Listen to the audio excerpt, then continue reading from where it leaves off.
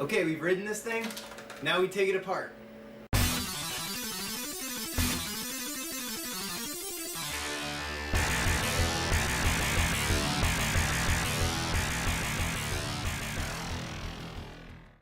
Okay folks, last video about this scooter, I promise. So when I first started researching and looking into getting one, right away I noticed the price discrepancy, and it literally ranges from around $200 to $2,000.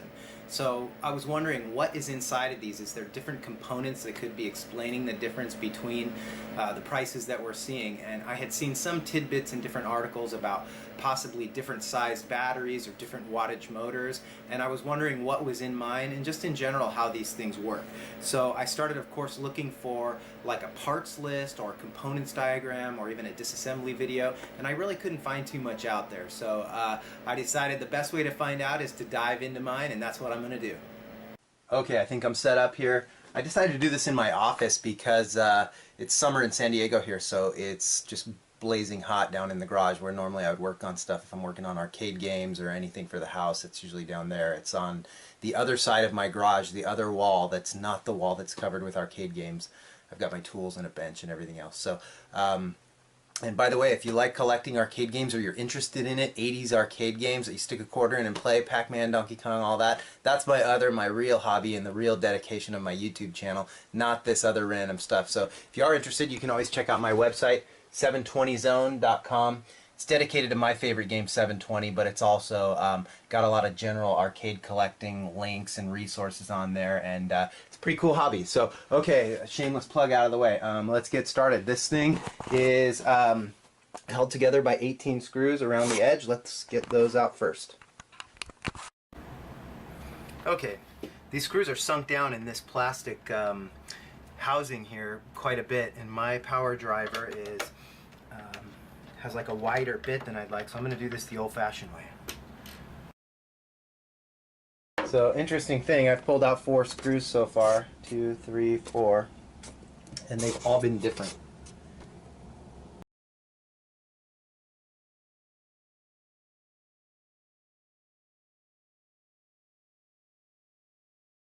Okay, I think we have all of those off. Let's see what's in here.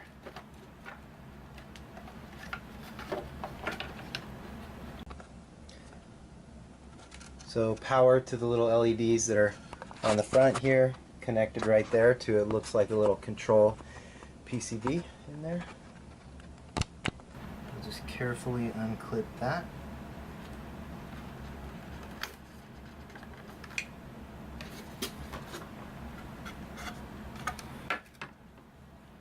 And so there's the battery. That's obviously something I want to get at and see if I can read anything on there, because that's one of the pieces that you see a lot of different like specs for, even like contradicting specs within the same manual, or different maybe size batteries for the different many models of these things that are out there. So I want to get that out too. Let's look under the other side of this thing.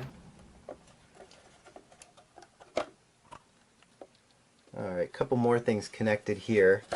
Some like glue in there or something, but obviously the on-off switch here with yellow wires, and the charge port here. And actually it looks like the charge port goes through the center, obviously over to the battery. So we'll disconnect all of that stuff next. So here's where the charging wire connects right here. That's it. That's the charging wire on the other side going through the center and over to that switch there. Disconnect that next.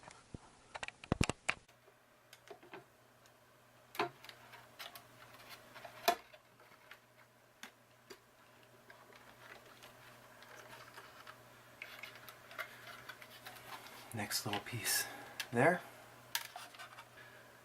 Okay, what do we got here? So I'm going to start on this side because it looks more interesting. So there are 2 separate control boards, obviously, not just one like I thought there might be, which probably either have on them or control maybe the gyros to control speed, and then everything else on there. I don't recognize too many of these components because I'm not that tech savvy, but they're connected, it looks like, to the motor by these colored wires here. I'm going to disconnect those first. So it looks like Yeah, that goes right into the battery, so that's the power there, so I'll be kind of careful taking that apart. It says charged up. I don't want to see like a spark or anything, but I don't think I will. Looks good. Alright, let's get this battery out next.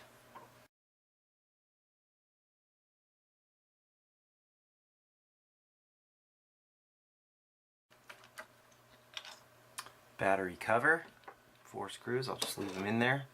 Set that off to the side. Got a couple wires going over the top which go into the center. So I'm going to pull those off first just to get them out of the way of the battery. And just so I can tell, it goes kind of like the inside one over to the inside one here, and the outside to the outside. And I guess they're sort of keyed by the colors of the wires too, so yeah, I should be able to figure that out. So obviously taking this stuff apart, part of the reason to do it on video is to be able to put it back together, which is going to be the whole test, isn't it? It's going to be interesting putting this thing together for the first time and seeing if it actually works.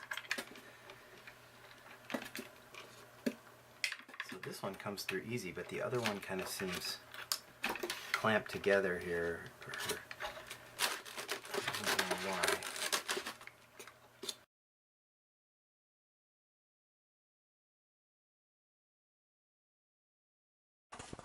Yeah, and look at that, they did the same thing on this side, so it's yellow to yellow, blue to green, and green to blue. I don't know why that is. So it looks like this board is free now. Let's get that out next.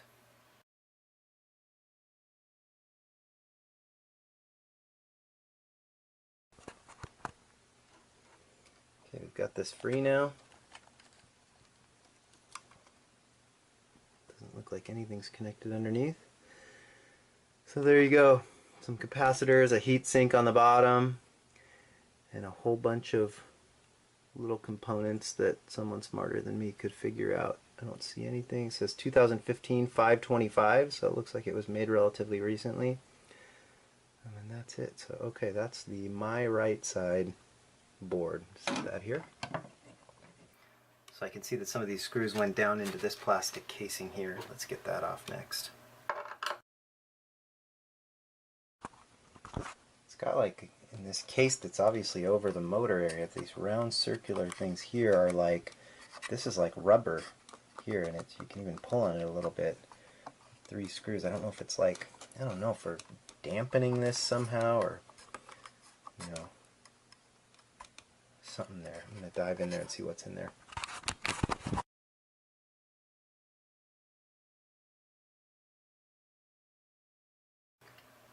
Set this up so I'm not losing these screws. So this is goes here. I don't know if this battery is maybe just taped on here. I don't think there's anything else underneath. Alright, let's work on the wheel next. I'll worry about the battery in a second. So the wheel's held on by huge, 4 huge Allen screws.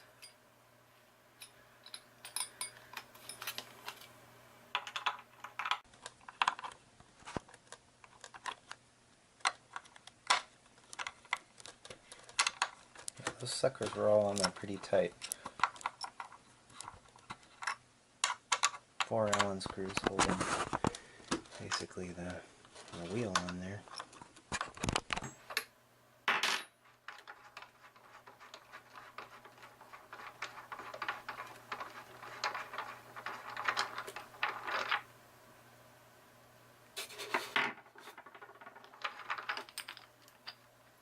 So that's just a little cover that comes off like that. Interesting.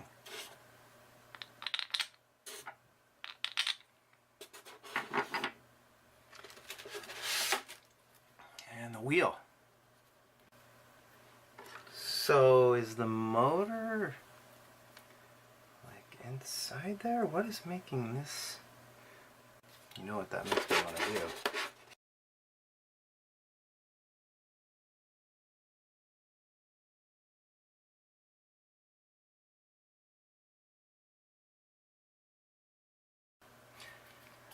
It's disappointing, isn't it? Take those screws out, but nothing comes out of here. I thought this would instantly be loose.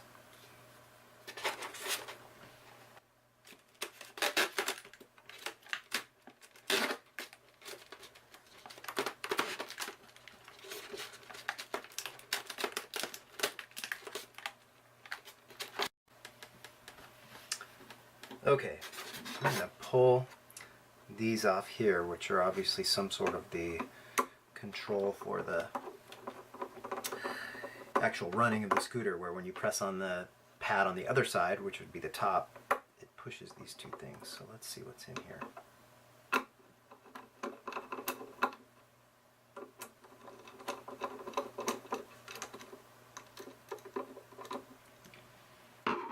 Just a stopper. It's all like rubber, with like a little rubber pad that comes up actually on it that you can kind of see there.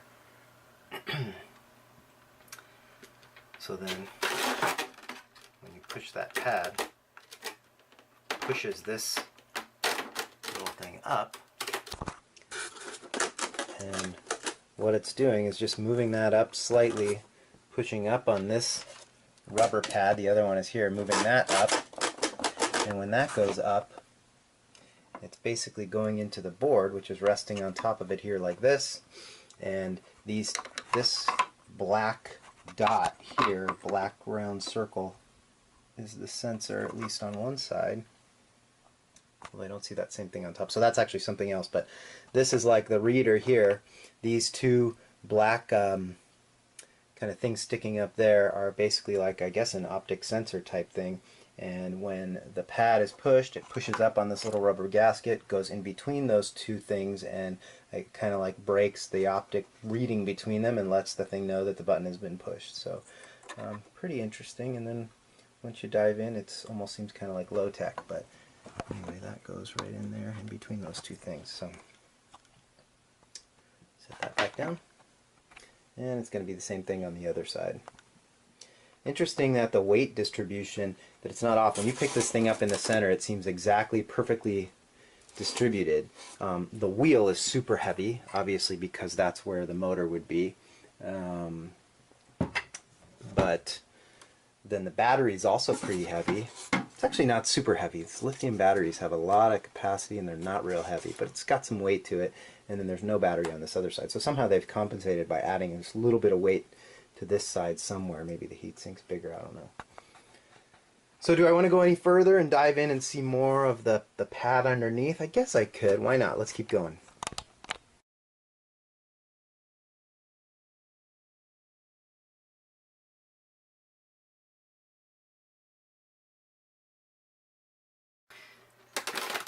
And yeah, I was wondering why this didn't pass through. Obviously it doesn't pass through because it goes to the LEDs on there. So the LEDs on the top, the battery indicator, and the, I guess, communication indicator. So, okay, that pulls that top off, and now that wire will come out and go through this little hole, hopefully. I didn't put that connector on. Yeah, boy, and it's like yeah, that just fit through there, and it's like they actually machined this slightly bit bigger so this little Molex connector could fit through there. It's funny. So that's the other one. So this one goes to one of the LEDs, and you can kind of see that here. And there's the pad. Just the two little switches that they actually, their calibration was sticking a couple little pieces of tape on there to make sure that those actually, when you push this pad, it pushes up enough to break that optic sensor. And then there is the light that goes to, I can't tell which one that is. I can't remember. It looks like it's the battery sensor that goes through there. So, and that's pretty much all this is. It's this piece of plastic, and the other side would be the same, and this pad. And if I wanted to take this ring off, I could separate this side here, and this is just some sort of cheap cast aluminum or other light metal, I don't know, some composite or something. I'm not smart enough to be able to say what that is. So I'm not going to dive into the other side, but then there's the other side of that, the metal piece there, turns independently. I'm not going to go through the other side of this because it's obviously going to be pretty much exactly the same. And I'm not going to take this off because it'd be the same as the other one. I'm curious about this wheel. I got to find out more about what's going on with this thing, what's going on inside of it, because it's so odd that you cannot get into here at all. I mean, there's no other screws. This isn't turn or anything. This is like solid on here. And as you saw, I was trying to even like pry it off with a screwdriver, and you really just, you can kind of get in there, but not really. So let me just see here.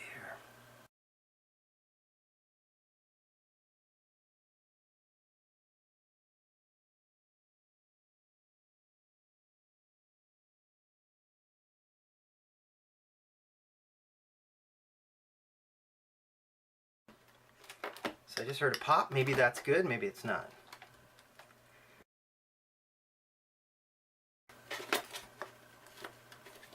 So that didn't turn easy before, and now it does. I'm not too worried about getting that back together, because obviously it screws together with these 6 screws, but you would think, is it coming apart? Maybe it is. No, I don't see much progress there. Okay, so I decided to just go for it and see if I could get this tire off here, and I worked 2 screwdrivers in there, and you can kind of see that there's some space now. I'm going to try to just pry the whole tire off, hopefully without destroying it. We'll see.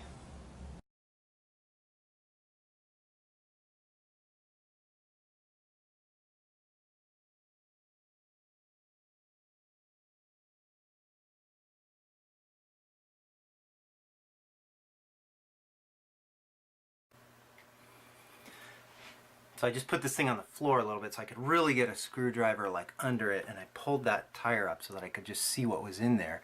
It's really nothing. It's just like the outside of the metal, but I'd love to get it all the way off just so I could see how you get into this thing some more. So I'm going to keep working on it. Got the start of it there. Can't quite pry it all the way off though yet. It seems like if you ever got this thing off, you'd never get the wheel back on, but I'm going for it. Alright, so I've pried on this thing enough to know, number one, that I probably couldn't get this wheel off without destroying it. I've actually had a screwdriver all the way under it, pried it to the side, but I could just not get it off. But what I could see under there, as I just showed before, was that there's not much to this. It's just a sealed metal case with one kind of sliding cover on it that I can't quite get off, but I did pry this up enough, as you can see from my pry marks, to be able to see inside, and I could actually see the copper electrical wire of basically the electric motor that's inside here spinning on this thing against this shaft that's actually held in place inside the base. So I know that if I pried it off more, I would for certain probably break it. I'm guessing it's possible I already have. This might be like, I don't know, like a hermetically sealed electric motor that's just, once it's put together, it's meant to stay together. But my whole purpose in taking it apart was to try to see if, initially, if I would see a self-contained little electric motor that you'd hold in your hand. I could read some of the specs on it, but I just don't think that's going to be the case. And I'm guessing if I went any further in here, I'd see just the spools of electric wire, and it would be ruined, and I wouldn't see any type of specs or be able to get anything more from it. That's my best guess. So I'm going to put this back together and see if I've actually destroyed it or not. So that's next. Here we go.